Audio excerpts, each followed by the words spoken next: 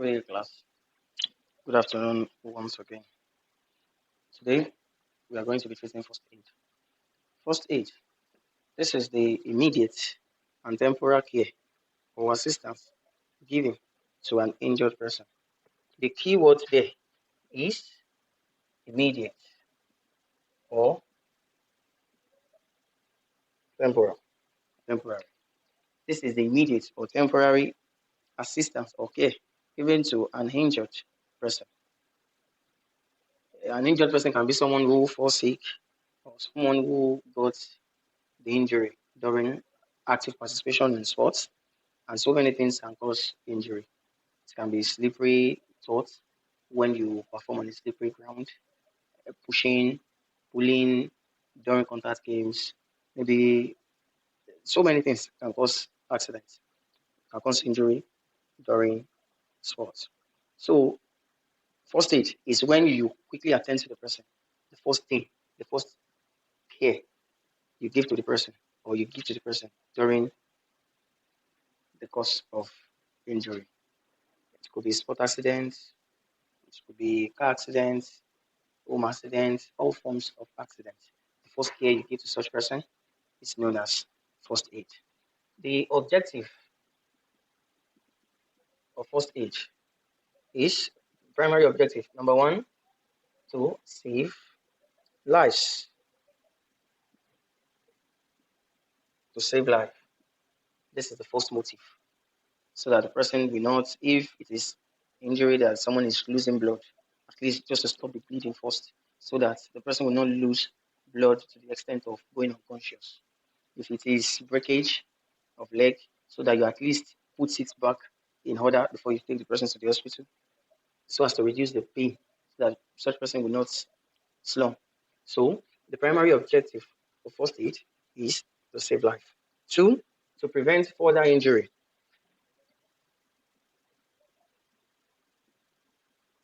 To prevent further injury. Three, to prevent injury from getting worse. Four, to reduce pain. Five, to arrest bleeding, and so on and so forth. Even one of the objectives is to promote quick recovery. When you are able to attend to the person in time, and the person did not lose too much blood, the injury did not go worse, at least it helps to promote fast recovery that way. And after doing this, it helps the work of the doctor to be minimal.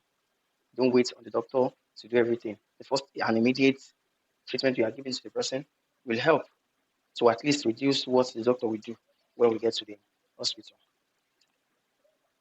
The person who administers first aid is called the first aider. First aider. This is the person who administers. The person who administers first aid, or the person who gives administers, or the person who gives first aid, or the person who administers first aid is called the first aider. Now, what is the duty, or what are the duties of a good first aider? Qualities of a good first aider. A good first aider, number one, must be a good observer. He must be a good observer. What do I mean? If a person is a victim, if he reached the point of an accident, he should be able to watch closely the victim. For example, if it is drowning, they just remove the person from water. You should be able to at least observe, check them out. If there is anything, mouth and nose, if there will be anything there that will block hair, because the person they just rescued will need fresh air. So you check.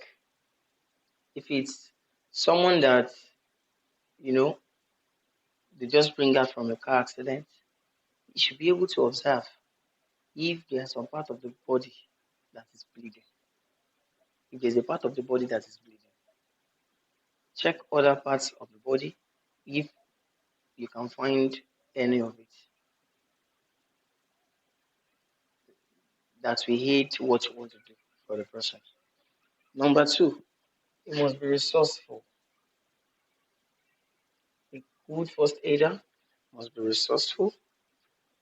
Number three, must be knowledgeable.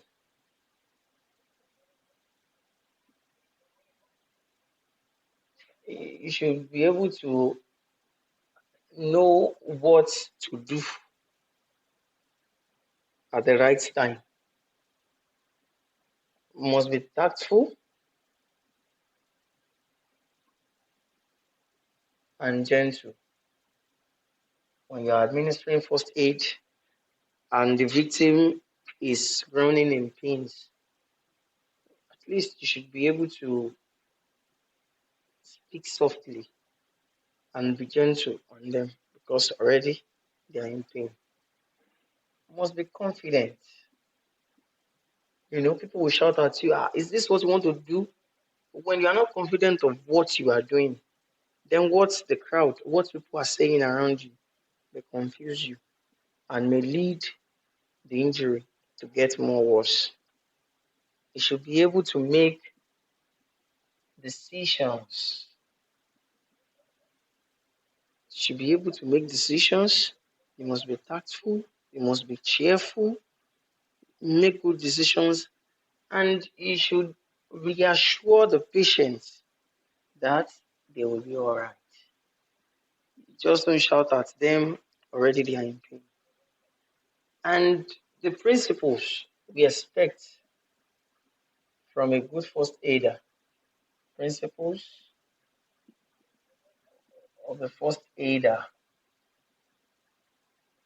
Number one that we always tell people is you must be able to gain control of the situation around you.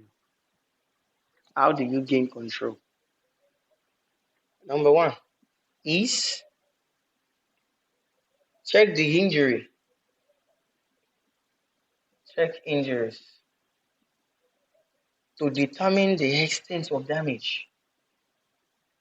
The first thing you got to do, the first principle expected of you is to check in the injury. When you check the injury, you will be able to ascertain how deep, how, the extent to which the damage is done. You immobilize the injured parts. Immobilize the injured part. Don't allow that part to be moved all around. If it is leg, sit the person down. If it is hand, don't allow the victim to start moving the hand. Number three, we don't give fluid.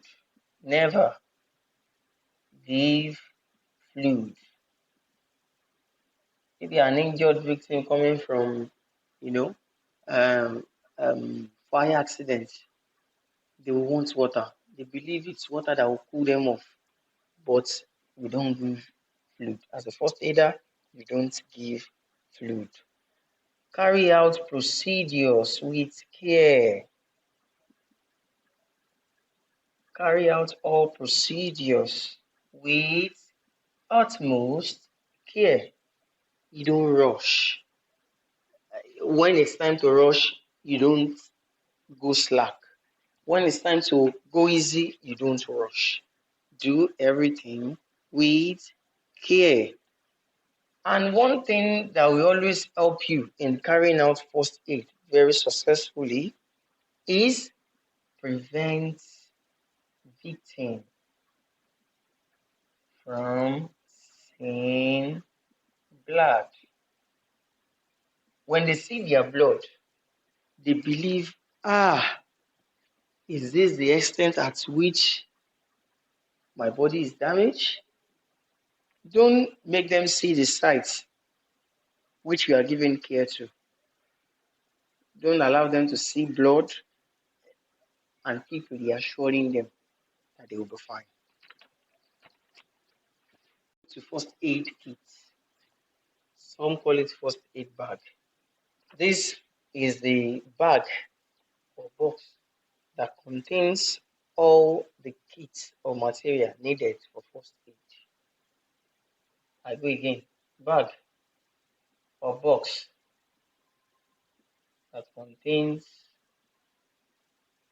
all material needed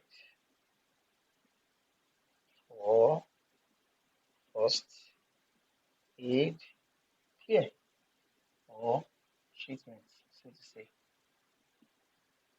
This is the bag that contains all materials needed for first aid care and treatment. The contents in the bag or the box now. Number one, bandage. I know we know most of these things. Two, lubrication. Three, smelling salt. Four, hot water bottle as the case may be. Five, cotton wool. Six, scissors. Seven, plaster. Eight,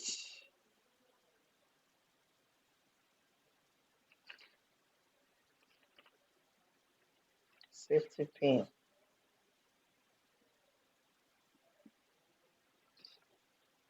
On and on and on and on. We have antiseptic, we have lint, we have penicillin ointment, we have iodine, we have gentle violet, we have cold compress pack, we have analgesic, we have a lot in the bag. And each has their own specification, each has their own work. Bandage, for example, is used to protect wound from infection. Embarkation, this is like a heat balm. It's used on nerve and bones. Used for massage when they are strain, aging muscles, and so on. We have smelling salt to revive people who faint. We have hot water bottle just to carry water, hot water for massaging muscles when need be. We have cotton wool for cleaning and covering wound. We have scissors for cutting bandage, plaster. We have plaster itself just to cover wounds too. And we have safety pin for holding bandage in place. I hope you have enjoyed our class today.